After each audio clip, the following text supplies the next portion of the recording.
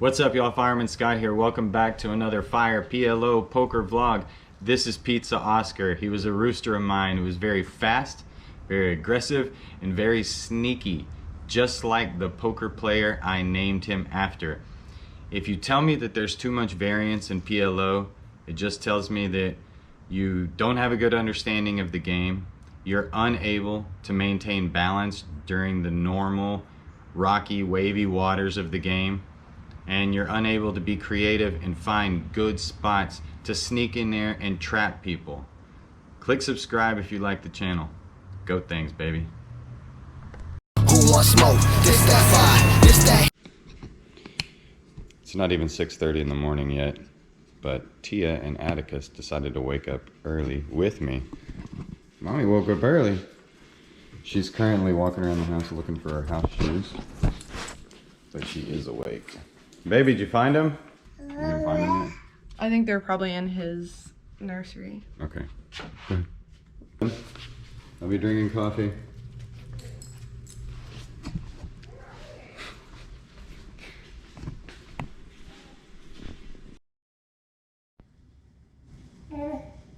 Oh my gosh.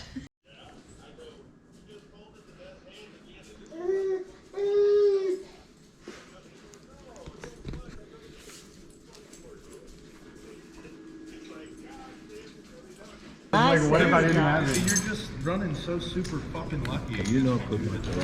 When you run super lucky, I got you. That's the third fucking. I know, dude. And that's what I saw. I saw a post on Facebook yesterday. We're out at Memorial Park here in Houston with Jen and Rummy and Mrs. Fire, Tia, Atticus, and Brayden. So what's up, dude? What's up? All right, this is a 3-mile run. One trick I used to do is start in different places just to mess me up. Now I'm just getting weird on it. This run ended up being, I think, about 3.5 or 4 miles. Feels good. Last spring, almost a year ago, I guess, Chris Stats, professional poker player, tournament hold'em specialist from Oklahoma City. He texted me when I was out on a run. He basically told me he was on the same wavelength I was with trying to step our poker game to the next level. The more than the X's and O's level. The getting our bodies and minds and emotions ready for the long haul to change this game and put our marks on this game in this world. He went on to crush, ran deep in several tournaments, made a lot of money. Really happy for him. Yesterday I was talking to Rob Valden, another pro buddy. He was telling me, man, you really got me thinking about working out. Or he is working out. And he was like, man, I like watching your vlogs. Helps motivate me. First of all, I do what I want. Second of all, Platypus Brewing.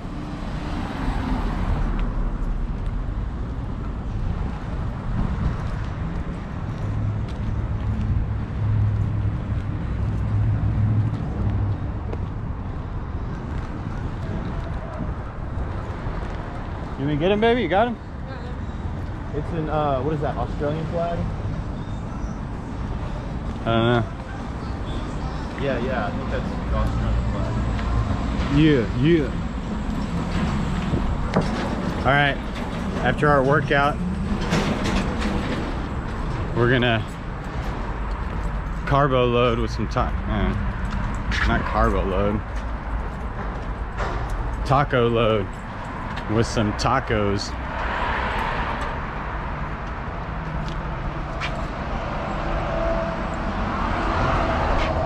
Hey,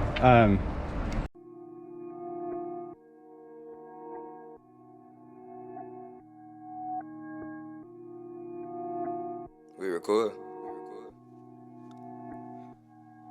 7.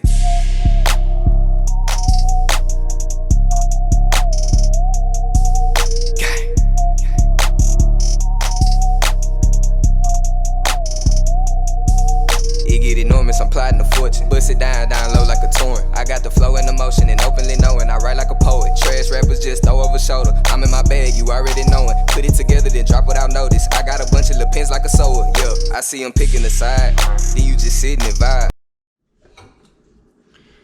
Morning, y'all. Fireman Scott here. It's right after Morning, y'all. Fireman Scott here. I usually wake up in the morning and study poker, work out, read, work on my computer. That's when your brain is most receptive to learning. That's why I concentrate on sleep. That's why I don't eat before I go to bed. But it's Saturday morning and I have a feeling there's a few other people that didn't make great decisions and they're still playing PLO from the night before. I'm gonna go up there and try to bust them boys. Click subscribe if you like the channel. Thank you. I don't know if they're playing PLO, but I doubt they can beat me in any game, so I'm down for whatever. So we are in luck here at Rounders Poker Club on the north side of Houston. Several of my old buddies are up playing poker all night. 1-3 PLO. Gonna teach them something. Thank you, ma'am. Thank you, mama. Okay, I'm gonna put some percentages up there for you guys who like it so much. As you see, I opened it up with a double suited wrap. I have a 42% chance to win against these single suited aces over here. And on the flop, I actually gain 2% chance and he loses a 2% chance even when he flops the nuts with top set. I have an open-ended straight draw and a flush draw. This is normal PLO variance. If I'm coming in there and I have the wrap and the flush draw and a 44% chance to win, I'm going to try to use aggression as much as I can. 44% chance, that's a good amount. This is not hold'em. You don't often find huge spots where you get 80, 90% chance to win. A 44% chance to win in Omaha is good. The next time, I might have the top set. Now, the other hand, the other swing of it, the other side of it is, if you flop top set, you only have a 55% chance. So, just because this variance is a little scary and you might be a little chicken to deal with it, doesn't mean that there's too much of it. It's just a different game. There's variance, and whether you have the 44% chance this time or you have the 55% chance, you just have to be able to surf along those waves, I guess, if you will. This is a colorful character, right? This guy's name is Doc. The first time I ever met him, right when I got to Houston, he said, yeah, my name's Doc, I'm a cardiologist. And he had all these gold rings on his finger and his Bentley outside.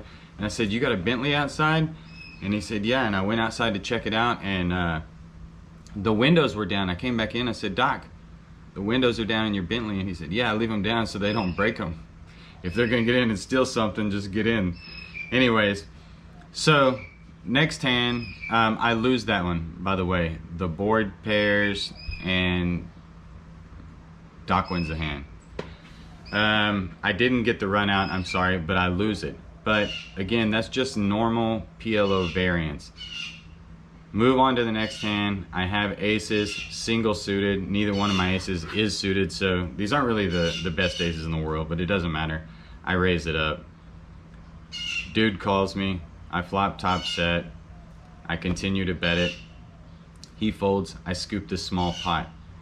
See, the thing is, this hand or the last hand, whether I had the top set of aces or I had the wrap, I'm always going to play it the same way. So nobody can ever put me on a hand. Here I have ace queen 9-6 and there's no audio on it, so you might not see, but I made it a quarter in this hand and it gets around to the button who min raises it to 50. This guy's name is Pizza Oscar, and we'll get back to him in a minute. I just make the call hoping to make nut spades or some sort of Broadway draw, and I make none of that. It comes king 10-3 and I just go ahead and check it. There's a few people in this hand and Oscar is very aggressive on the button, even though this hand really fits my range much better than it does his in simple GTO terms. He checks it, I think, knowing that, or not being afraid of maybe me, but somebody else. And we get a free card, and I whip off the gutter ball, jack, for the nuts. I bet it, and everybody folds. Guys, we're coming back one more hand. Queen, Jack, 10, 7, double suited, and we're coming right back to my buddy, Pizza Oscar. Just like my old rooster, he has a lot of aggression, and he plays really fast, and he's willing to gamble. And just like my old rooster, I set a big trap for him, and I get him here. And this one's a little more beyond the normal waves of PLO variance. This time I get him in a hand where I have almost a 67% chance to beat him. He has a 32% chance, 34% chance to win. And then after the flop, even though he flops the best hand, his percentages still go down slightly on winning the hand, and mine barely go down. They pretty much stay the same. Another point with this is, for people out there who see poker so black and white about, well, I had the best hand when the money went in. That doesn't matter. Poker is, like I compared it to, you know, waves earlier. It's something that's constantly moving and constantly going. And those normal variance waves of 44 to, you know, 55% are okay. But you look for big spots. You look for your edges, and you find big traps that you can set like this. I've got a huge spot to win here, about a $1,500 pot. Let's go, baby, get paid.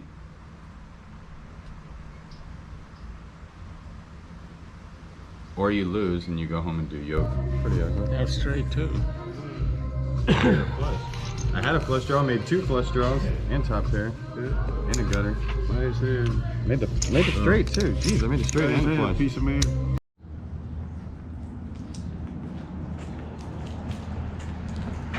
Okay, the main reason I didn't stay at the game at Rounders this morning was because Tia wasn't feeling very good.